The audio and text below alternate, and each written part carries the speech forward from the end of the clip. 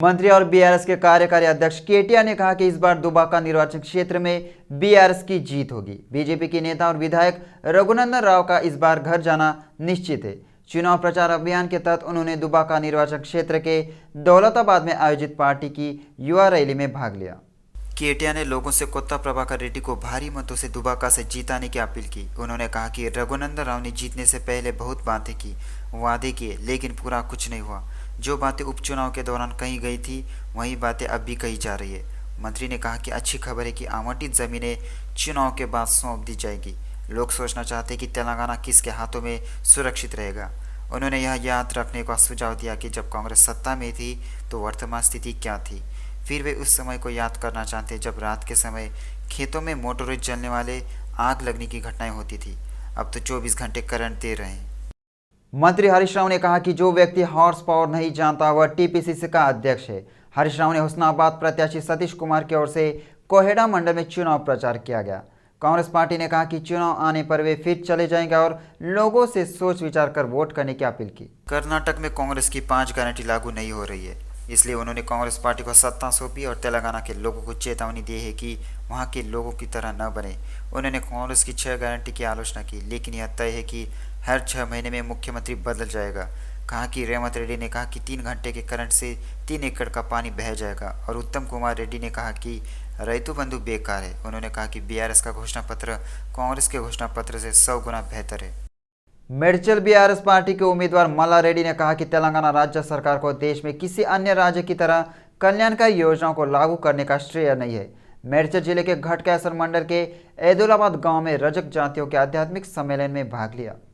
मंत्री मल्ला रेड्डी ने कहा कि लोगों के विकास और कल्याण के लिए कई योजनाएं लाई गई। उन्होंने कहा कि सीएम केसीआर ने कई स्थानों पर धोबी घाटों का निर्माण करके रजकों के कल्याण के लिए काम किया है। इस कार्यक्रम में रजक जाति के सदस्यों, बीआरएस पार्टी कार्यकर्ताओं और नेताओं और अन्य लोगों ने भाग लिया। बीआरएस पार्टी के उम्मीदवार मंचिरेड्डी किशन रेड्डी ने विश्वास जताया कि वह तुर्कयानजल नगर पालिका में विकास के कारण इब्राहिमपट्टनम में आगामी चुनाव भारी बहुमत से जीतेंगे। मंचिरेड्डी किशन रेड्डी ने रंगारेड्डी इब्राहिमपट्टनम निर्वाचन क्षेत्र में प्रचार किया। तुर्कयानजल नगर पालिका के अधिकार क्षेत्र के तहत मुनुगुनुरु, तोरूर और ब्रह्मानपेली में मंचिरेड्डी किशन रेड्डी के लोगों ने उनका स्वागत आरतियों के साथ किया। मंचिरेड्डी को आश्वासन दिया है कि वह दलितों के साथ न्याय करके किशन रेड्डी को भारी बहुमत से जिताएंगे। मंचिरेड्डी किशन रेड्डी ने कहा कि जो व्यक्ति मेरे खिलाफ 3 बार चुनाव लड़कर हार गया वह इस बार भी उसे सबक सिखाए। केजेआर आनंद कृष्ण रेड्डी ने कहा कि बीआरएस पार्टी आगामी चुनाव में भारी बहुमत से जीतेगी। केजेआर आनंद कृष्ण रेड्डी ने अपने अनुयायी के साथ बोलाराम में बड़े पैमाने पर अभियान रैली का आयोजन किया।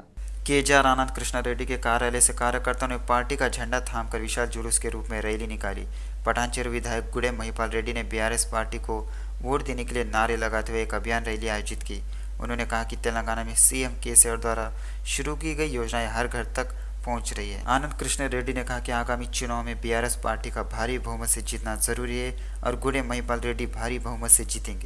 जुबली हिल्स कांग्रेस प्रत्याशी अजहरुद्दीन ने कहा कि कांग्रेस की लोकप्रियता देखकर बीआरएस नेताओं के पसीने छूट रहे हैं। पार्टी कार्यकर्ताओं के साथ जुबली हिल्स निर्वाचन क्षेत्र में घर घर जाकर अभियान चलाया गया।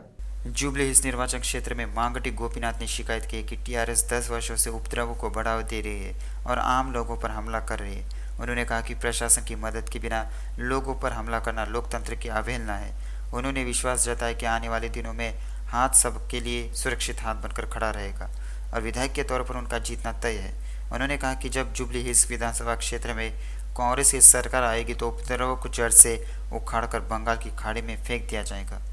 याकुतपुरा विधानसभा क्षेत्र के बीआरएस उम्मीदवार सामा सुंदर रेड्डी ने कहा कि बीजेपी नेता सांप्रदायिक तनाव भड़काकर वोट हासिल करने की कोशिश कर रहे हैं। सामा सुंदर रेड्डी ने डीएस नगर बस्ती में घर घर जाकर लोगों का अभिवादन किया और सरकार की कल्याणकारी योजनाओं को लोगों को समझाया। आईएएस सदर डिवीजन घर सेवक के रूप में उनके कार्यकाल के दौरान विकास हुआ है। उन्होंने कहा कि तेलंगाना में कल्याणकारी योजनाओं से लोग खुश हैं। कांग्रेस द्वारा दी गई 6 गारंटियों से मूर्ख मत बनो। उन्होंने विश्वास व्यक्त किया है कि निर्वाचन क्षेत्र के लोग जहां भी जाते हैं जोरदार स्वागत कर रहे हैं। सामा सुंदर रेड्डी ने उनसे कहा है कि इस बार उन्हें आशीर्वाद दे और भारी बहुमत से जीत दिलाएं। कांग्रेस प्रत्याशी विनय रेड्डी ने कहा कि तेलंगाना में विकास कांग्रेस से ही संभव है। उन्होंने आरमूर में वरिष्ठ कांग्रेस नेताओं के साथ प्रचार किया। विनय रेड्डी ने कहा कि तेलंगाना में पारिवारिक शासन चलाने वाली बीआरएस सरकार को जनता घर भेजेगी। इस बार तेलंगाना में कांग्रेस का झंडा जरूर लहराएगा। स्थानीय टीडीपी पार्टी ने खैरताबाद निर्वाचन क्षेत्र में कांग्रेस उम्मीदवार विजया रेड्डी को अपना समर्थन दिया। इस संदर्भ में विजया रेड्डी ने टीडीपी नेताओं के साथ एनटीआर घाट पर श्रद्धांजलि अर्पित की। टीडीपी नेताओं ने विजया रेड्डी को आश्वासन दिया है कि वह चुनाव जीतेंगे। वह खैरताबाद के लोगों की सेवा करना और पीजीआर और एनटीआर की तरह प्रसिद्ध होना चाहती है। विजया रेड्डी ने कहा कि मौजूदा स्थिति में टीडीपी गुटों का समर्थन उनके लिए बहुत महत्वपूर्ण है। उन्होंने लोगों के लिए काम करने वाले नेताओं के रूप में एनटीआर और पीजीआर की प्रशंसा की। विजया रेड्डी ने आश्वासन दिया है कि वह कांग्रेस और टीडीपी नेताओं के निर्देशों के अनुसार सभी को शामिल करके खैरताबाद निर्वाचन क्षेत्र के विकास की दिशा में काम करेंगे। महाराष्ट्र के उप मुख्यमंत्री देवेंद्र फडणवीस ने कहा कि चुनाव तेलंगाना का भविष्य तय करने के लिए हो रहा है और लोगों को सोचकर वोट करना चाहिए। हैदराबाद के मुशीराबाद विधानसभा क्षेत्र में भगत सिंह की प्रतिमा पर माल्यार्पण कर रोड शो का आयोजन किया गया।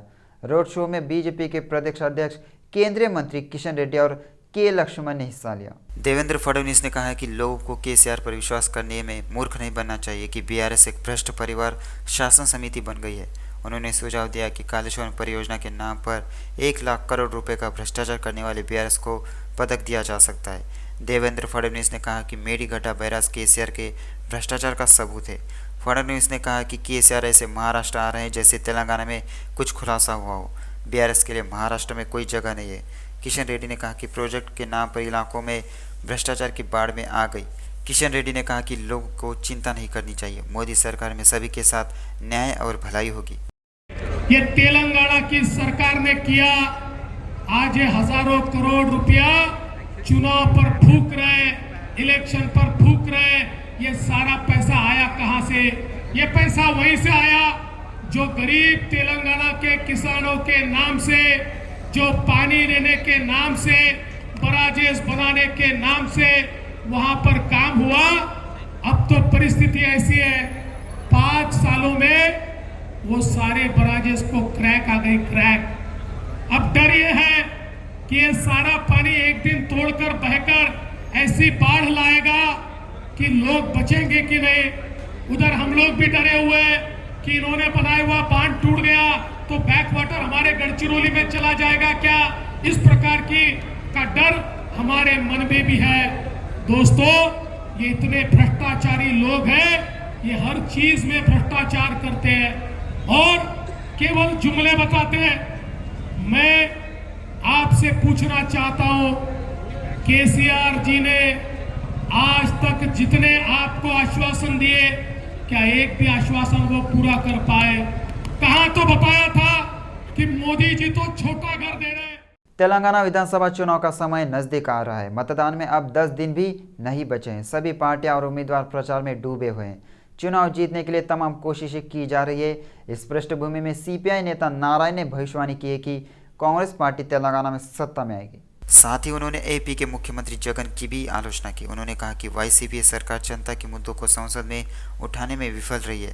उन्होंने आलोचना की है कि मुख्यमंत्री जगन केवल अपने मामलों के लिए दिल्ली जा रहे हैं। नारायण ने कहा कि अगर आंध्र प्रदेश में 440 मंडल में सूखा है तो जगन उस संख्या को कम कर रहे हैं। उन्होंने कहा कि वाईसीपी सरकार सूखा मुआवजा में लापरवाही बरत रही है। उन्होंने किसानों को तत्काल मुआवजा के साथ ऋण देने की मांग की। जगन ने कहा कि जगन की लापरवाही के कारण राज्य में सूखे की स्थिति पैदा हो गई है। नगर सेवक शांति श्रीनिवास रेड्डी के नेतृत्व में अलवाल सर्कल के अंतर्गत 134 डिवीजन लोतकुंटा के सुभाश्री गार्डन में मल्काजगिरी गौड़ा समुदाय सद्भावना सभा कार्यक्रम भव्य रूप से आयोजित किया गया। कार्यक्रम में पाले लक्ष्मण राव गौड़ मुख्य अतिथि के रूप में शामिल हुए।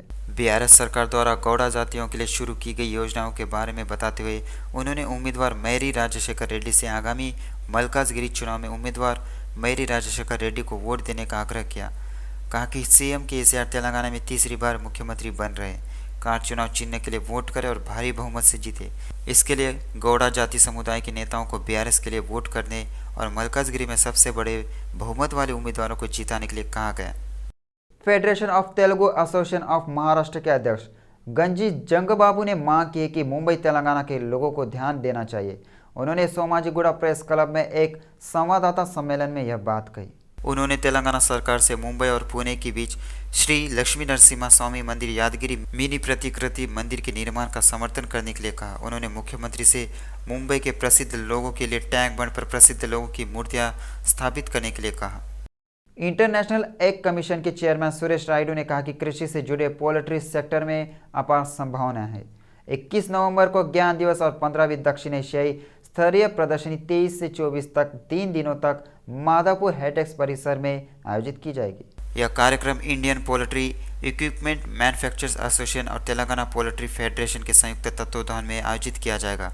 चूंकि हैदराबाद पोल्ट्री इंडिया का स्थान होगा, 23 देशों की बहुराष्ट्रीय कंपनियों का अपने स्टॉल लाएंगी। उन्होंने सुझाव दिया कि तेलुगु राज्यों को पोल्ट्री किसानों और उद्यमशील उद्यमियों को लाभ उठाना चाहिए।